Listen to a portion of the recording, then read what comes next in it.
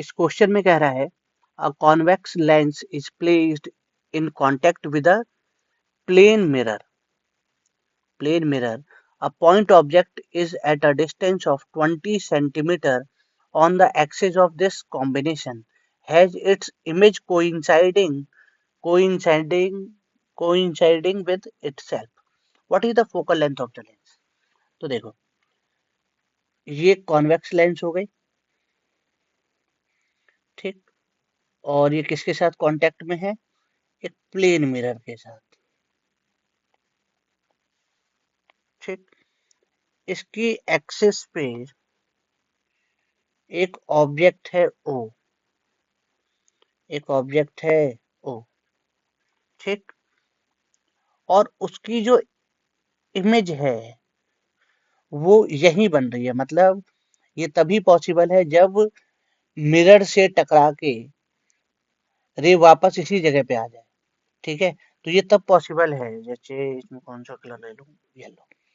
जैसे इससे रे निकली, मिरर पे गिरी, ठीक, गिरने के बाद वो टकराई उससे, परपेंडिकुलर गिरेगी, ठीक है.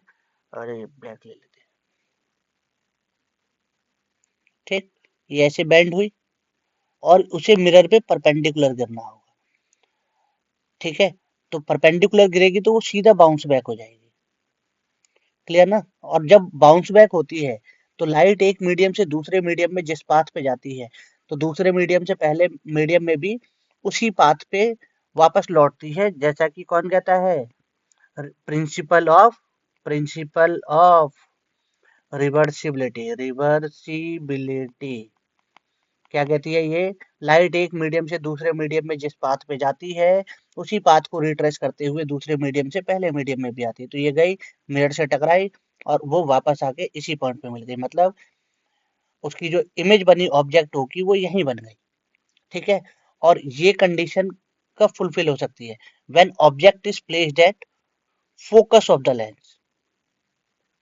ऐसा ही ना? ये तो तभी पॉसिबल है. अरे लेंस को मिटा दिया.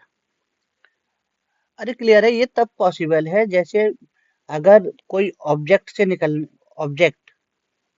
या कोई एक रे लेंस की फोकस से निकले, तो आफ्टर रिफ्रैक्शन फ्रॉम लेंस वो प्रिंसिपल एक्सिस के पैरेलल हो जाएगी. अगर ऐसा होता तो सामने अगर कोई मिरर है तो उस पर वो परपेंडिकुलर गिरेगी, और परपेंडिकुलर गिरेगी तो वो सीधी बाउंस बैक हो जाएगी, बाउंस बैक होके वापस उसी जगह पे पहुंच जाएगी. क्लियर? ये क्लियर है. तो focal length of the lens कितनी हो गई? What is the focal length of the lens? 20 centimetre. 20 centimetre. Clear?